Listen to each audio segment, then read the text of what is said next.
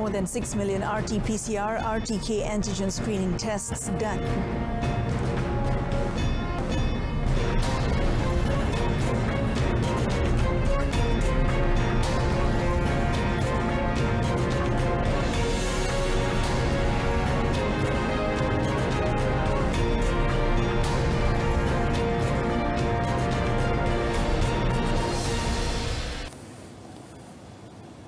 Hello and good afternoon. I'm Mohana Priya. Welcome to Updates at Noon. A total of 6,414,565 reverse transcriptase polymerase chain reaction, RT-PCR and RTK antigen screening tests have been conducted since last year until last Friday. According to Health Minister Dato Sri Dr. Adham Baba, from the amount, 3,332,554 of the RT-PCR screening tests were conducted last year. For this year, the number of screenings increased significantly, which can be attributed to the requirement for employers to send their targeted workers for the screening test. This involved 1.18 million RT-PCR tests, simultaneously recording a high amount for a duration of 1 month and 5 days. On the other hand, a total of 1.18 million RTK tests have been conducted as of last Friday. Ini menunjukkan bahawa kerajaan mengambil begitu perhatian yang tinggi terhadap ujian-ujian RTK antigen ataupun RT-PCR supaya kita dapat cepat mengesan, cepat kita uji, cepat kita asingkan isolate sama ada kes-kes itu bergejala atau bergejala. Bagi kes yang bergejala, kita akan letakkan mereka di hospital untuk dirawat, dan kita telah pun umumkan baru-baru ini di Januari bahawa COVID Assessment Center ditubuhkan untuk memantau kes-kes yang tidak bergejala yang perlu kita berikan perhatian, sama ada dibenarkan duduk di rumah untuk diisolasi ataupun mereka kena ke hospital ataupun ke KLC. The government made it mandatory for employers and managers to conduct screening tests on their employees. This contributed to a higher number of cases detected, which must be immediately treated. Malacca has recorded the highest COVID-19 daily infectivity rate, RT, at 1.17 in the country as of yesterday. According to Health Director General Tan Sri Dr. Nur Hisham Abdullah, Selangor had the second highest RT at 1.1, followed by Johor with 1.09, Pulau Pinang with 1.07, Kuala Lumpur 1.03 and Sarawak 1.01. States that recorded an RT of below 1 were Pahang at 0.95, Perak with 0.92, Negeri Sembilan with 0.9, Kedah 0.87, Terengganu 0.86, Sabah 0.81, Kelantan 0.8 and Labuan 0.75. Meanwhile, Perlis and Putrajaya each recorded an RT of 0.7. Tan Sri Dr. Nur Hisham added that the RT for the whole nation stood at 0.92. Previously, Johor has the highest daily COVID-19 infectivity rate at 1.18 among all states in the country. This was followed by Selangor, which recorded the highest daily COVID-19 infectivity rate 2 days ago. Marriage solemnization ceremonies are allowed at all Qaryah mosques and the Federal Territories Islamic Religious Department Jawi offices in Kuala Lumpur, Putrajaya and Labuan effective today. However, only 5 people are allowed to attend, namely the bride and bridegroom, wali or guardian, and 2 representatives of the couple. The marriage official and 2 witnesses must also be from Jawi and the mosque where the ceremony is being held.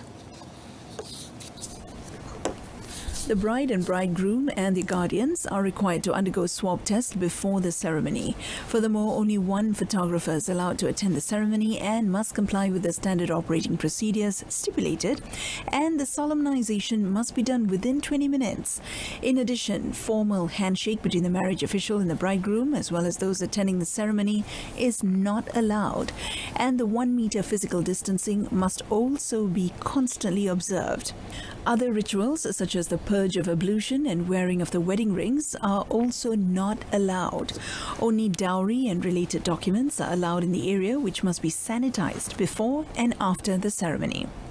All parties involved are required to follow the date and time set by the Registrar or Assistant Registrar of Marriage and Divorce. Failure to be present in the specified date and time may result in cancellation of the ceremony. The guidelines also emphasize that the solemnization ceremony is only allowed for couples who have obtained marriage permission from Jawi as well as their respective state Islamic religious departments. The Federal Territories Ministry will make it compulsory for employers to inform on the accommodation for foreign workers it will be hiring in order to obtain the development order approval. According to its Minister Tan Sri Anwar Musa, this was to ensure that these workers would not be living in overcrowded share houses. This is also in line with the government's efforts in curbing the spread of COVID-19 among foreign workers in the Federal Territories. The Centralized Labour Quarters is an accommodation concept for the companies in various sectors to provide accommodation with various facilities for their foreign workers. Tan Sri Anwar said the ministry had identified 5 locations for the CLQ in Kuala Lumpur, including near the Selayang Wholesale Market with an area size of between 0.6 and 1.6 hectares, and in Precinct 20 Putrajaya with an area size of 10.1 hectares. It is estimated that these areas could accommodate a total of 20,000 to 40,000 foreign workers. The ministry would also be coordinating with the local authorities and the Human Resources Ministry in determining the number and presence of foreign workers at the construction sites. Meanwhile, residents' associations are urged to raise awareness among residents on the need to adhere to the standard operating procedure. This is especially crucial after the government has relaxed certain rulings, such as allowing night markets, salons and barbershops to operate in accordance with the approaching Chinese New Year celebration. The Selangor Department of Environment, DOE, with help from the police, have successfully apprehended the suspects allegedly involved in an illegal chemical waste dumping offence. The suspects allegedly committed the offence at the Sungai Langat Reserve in Kajang, Selangor on 3rd February. Its Director General, Nurlin Jaafar, in a statement last night, however, did not specify how many suspects were reprimanded. She added that based on intelligence, DOE Selangor managed to locate and seize a 3-ton lorry believed to be used in the activity. According to Nurlin, the investigation paper is currently being completed to bring the suspects to court under Section 34B of the Environmental Quality Act 1974, which carries a mandatory jail sentence with a possible maximum fine of 500,000 ringgit. She took the opportunity to express her appreciation to members of the public who had reported the incident. Furthermore, any witnesses of future offences such as this are urged to make pollution-related complaints directly to the DOE's toll-free line or through DOE's complaints portal. She assured that DOE will impose stern action and will not compromise with environmental offenders. On 3rd February, the National Water Services Commission, SPAN, in a statement said that it will conduct further investigations following the discovery of barrels containing scheduled waste that could potentially be a source of river pollution.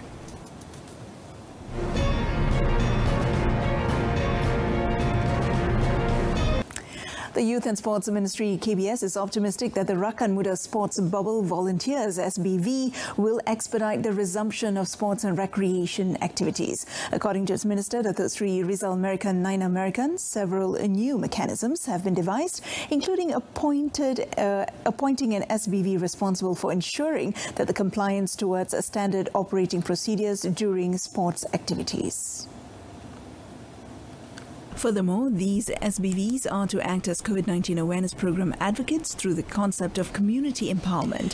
Datuk Sri Rizal American said this is a response to the concerns by the National Security Council regarding the permission of sports activities in the duration of the Movement Control Order MCO. Sport Bubble Volunteers ni adalah untuk menjadi pemantau kepada pematuhan tersebut. Sport Bubble Volunteers ni tugas dia selain daripada jadi pemantau, dia juga akan menjadi penyebar advokasi kepada kempen-kempen kesedaran. Ini adalah dalam konsep macam mengupayakan community empowerment. Elaborating further, he said over 2,000 registrations have been received since the SBV applications were opened at the KBS social media recently. Overall, KBS aims for 4,000 candidates. Datuk Sri Rizal Merican is confident that if the mechanism succeeds, the organisation of international championships can be made possible. However, this also depends on the capabilities of sports associations involved in the country. That's it for today's updates at noon. In our top story, more than 6 million PCR, RTK antigen screening tests done. I'm Mohana Priya. Thanks for watching.